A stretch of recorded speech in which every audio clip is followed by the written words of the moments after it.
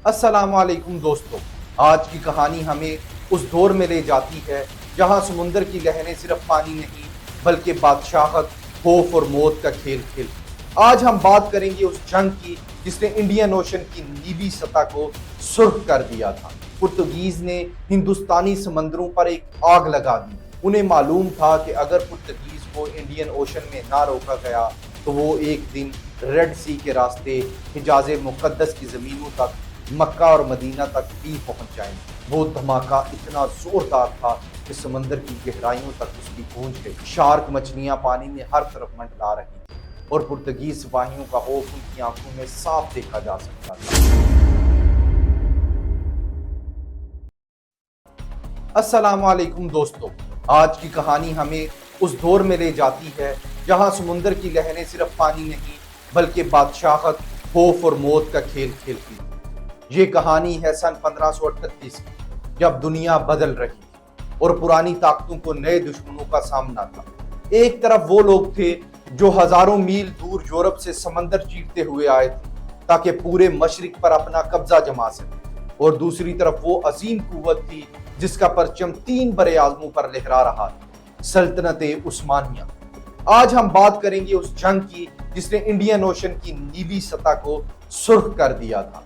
ये जंग जमीन के किसी टुकड़े के लिए नहीं बल्कि उस रास्ते के लिए थी जहां से दुनिया की दौलत गुजरती थी। इस कहानी का मरकज है वादिये अल मकातिल, एक ऐसी जगह जहां वक्त रुक गया था और जहां 2 अजीम ताकतों का टकराव होना था। लेकिन इससे पहले कि हम इस खौफनाक रात और धुआं उगलते जहाजों की बात करें, हमें इस बेचैनी को समझना होगा जो उस वक्त पूरे खित्ते में फैली हुई थी।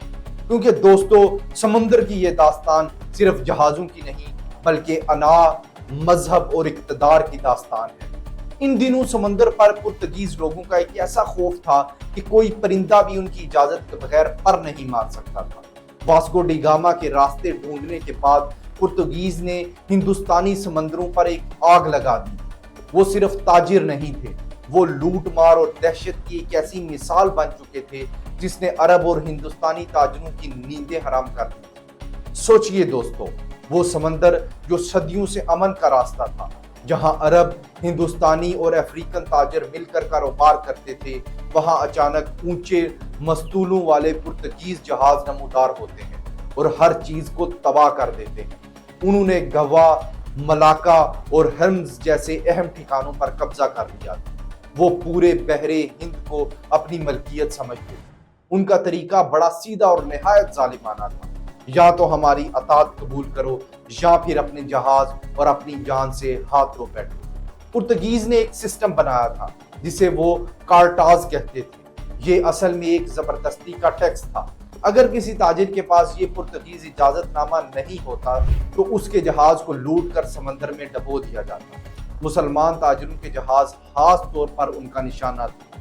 लोगों को जंजीरों में जकड़कर गुलाम बनाया जा रहा था और हज के मुकद्दस रास्ते तक महफूज नहीं थे। शहर के शहर जलाए जा रहे थे और मसाजिद की बेहुरमती की जा रही थी। ये सिर्फ तजारत की जंग नहीं रह गई थी, ये एक ऐसा जख्म था जो पूरे खित्ते को दर्द दे रहा था।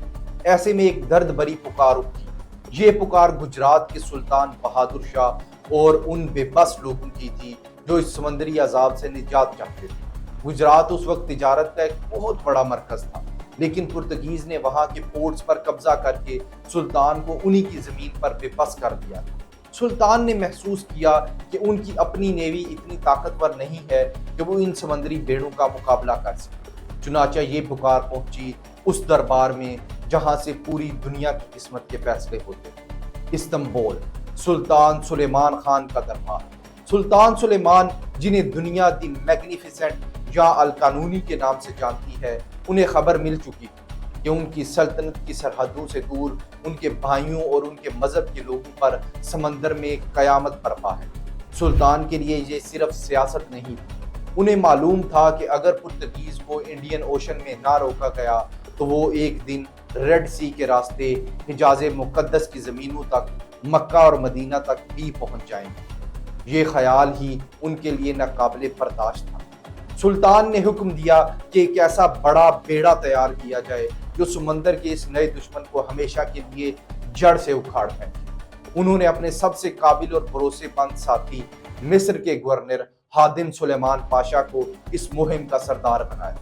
اب منظر بدلتا ہے مصر کی طرف۔ سوچئے دوستو، اس وقت سوئز کی بندرگاہ پر کیا منظر ہوگا۔ سوئز اس وقت ایک سنسان جگہ تھی، لیکن سلطان کے حکم پر وہاں ایک پورا شہر بس گیا۔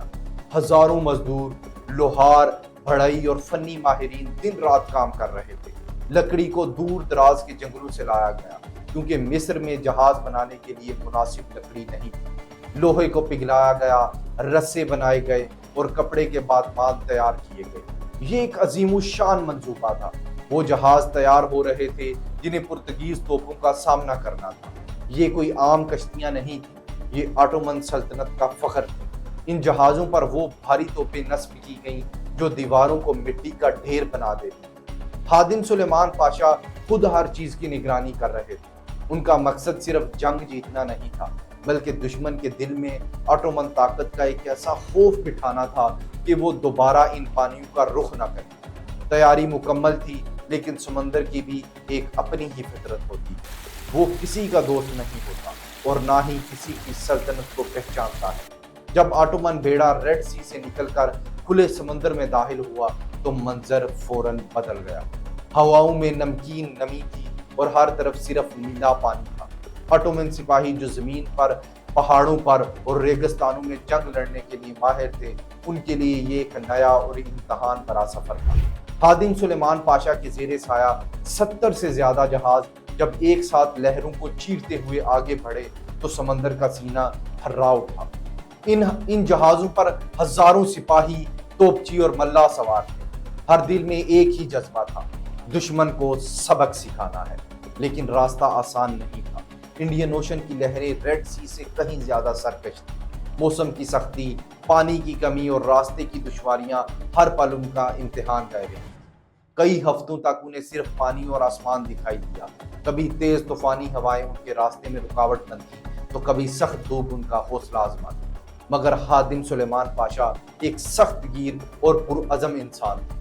انہوں نے اپنے سپاہیوں کو متحد رکھا اور انہیں یاد دلاتے رہے کہ ان کا مقصد کتنا بڑا ہے۔ دوسری طرف پرتگیز کو بھی یہ خبر مل چکی تھی۔ ان کے جاسوسوں نے انہیں بتایا تھا کہ ترکی ایک عظیم بیڑا لے کر آ رہا ہے۔ پرتگیز گورنر گارشیا ڈی نورینہا کو شدت سے اس خطرے کا احساس تھا۔ پرتگیز یہ مانتے تھے کہ سمندر پر ان کا مقابلہ کرنے والا کوئی پیدا ہی نہیں ہوا۔ انہیں اپنی چستی، اپنے بڑے بڑے جہازوں پر بہت زیادہ ناز تھا اور اپنی سمندری مہارت پر پورا بھروسہ تھا۔ انہوں نے سوچا تھا کہ آٹومن توپیں ہمارا کچھ نہیں بگاڑ سکتی اور ان کے جہاز سست ہیں، اس لیے وہ انہیں آسانی سے چکما دے دیں۔ پرتگیز نے دیو کے قلعے کو اپنی پناہ گاہ بنا لیا تھا اور وہاں سے پورے علاقے پر نظر رکھ رہے تھے۔ انہیں یہ غلط فہمی تھی کہ آٹومن اس دور دراز کے علاقے میں اتنی بڑی فوج کے ساتھ زیادہ دن نہیں ٹھہر سکیں گے۔ یہی وہ غرور تھا جو انہیں تباہی کی طرف کھینچے جا رہا تھا۔ جب آٹومن بیڑا ہندوستان کے ساحلوں کے قریب پہنچا تو وہاں کے لوگوں میں ایک امید کی نئی کرن جاگی، لیکن سیاست نے یہاں بھی اپنا رنگ دکھایا۔ گجرات کے حالات خراب ہو چکے تھے اور سلطان بہادر شاہ کے قتل کے بعد وہاں ایک عجیب سی بے چینی تھی۔ خادم سلیمان پاشا کو وہ حمایت نہیں ملی جس کی انہوں نے امید کی تھی، مگر انہوں نے پیچھے ہٹنے سے انکار کر دیا۔ انہوں نے دیو کا محاصرہ کر لیا۔ کئی دنوں تک دونوں طرف سے توپ خانے چلتے رہے۔ پرتگیز قلعہ مضبوط تھا، لیکن آٹومن توپوں نے اس کی دیواروں کو ہلا کر رکھ دیا۔ پرتگیز سپاہی خوفزدہ تھے، کیونکہ انہوں نے اتنی بھاری گولہ باری پہلے کبھی نہیں دیکھی۔ لیکن اصلی فیصلہ تو ابھی باقی تھا۔ اصلی مقابلہ سمندر کی لہروں پر ہونا تھا، جہاں دشمن کا بیڑا اپنی پوری قوت کے ساتھ نمودار ہونے والا تھا۔ اب منظر وہاں کا ہے جہاں صدیوں پرانی خاموشی ٹوٹنے والی تھی۔ وادی المقاتن کے قریب سمندر پرسکون تھا، مگر یہ سکون کسی بڑے طوفان کی نشانی تھا۔ وادی المقاتن ایک ایسی جگہ ہے جہاں کی گہرائیاں اور وہاں کی ہوائیں ہر کسی کو راس نہیں آتی۔ آٹومن بیڑا جب جہاں پہنچا تو فضا میں ایک عجیب سا بھاری پن تھا۔ خادم سلیمان پاشا جانتے تھے کہ دشمن کہیں قریب ہی چھپا ہے اور انہیں گھیرے ہوئے ہے۔ رات کا وقت تھا، صرف لہروں کی ٹکرانے کی آواز آ رہی تھی۔ سپاہی اپنی تلواروں کو صاف کر رہے تھے، ان پر تیل لگا رہے تھے تاکہ وہ دشمن کے جسم میں آسانی سے اتر سکے۔ توپچی اپنی توپوں کے پاس بیٹھے خاموش دعاؤں میں مصروف۔ وہ جانتے تھے کل جب سورج نکلے گا تو شاید ان میں سے بہت سے لوگ اسے دوبارہ ڈوبتے ہوئے نہیں دیکھ پائیں گے۔ یہ بے چینی، یہ انتظار کسی عذاب سے کم نہیں تھا۔ ہر ملاح کی نظر افق پر تھی، دشمن کے جہازوں پر پرچھائی ڈھونڈ رہی تھی۔ صبح کی پہلی کرن جب سمندر کی سطح پر گری تو دھواں چھٹ گیا اور دونوں فوجوں کے جہاز ایک دوسرے کے سامنے تھے۔ ایک طرف پرتگیز کے اونچی اور بھاری جہاز تھے جن پر ان کے سرخ کراس والے پرچم لہرا رہے تھے۔ دوسری طرف آٹومن نیوی کی وہ صف بندی تھی جو کسی لوہے کی دیوار کی طرح لگ رہی تھی۔ منظر ایسا تھا کہ دیکھنے والے کی سانس رک جائے۔ پرتگیز گورنر نے جب آٹومن بیڑے کی تعداد اور ان کی ترتیب دیکھی تو اسے احساس ہوا کہ اس نے دشمن کو کم تر سمجھنے میں بہت بڑی غلطی کی ہے۔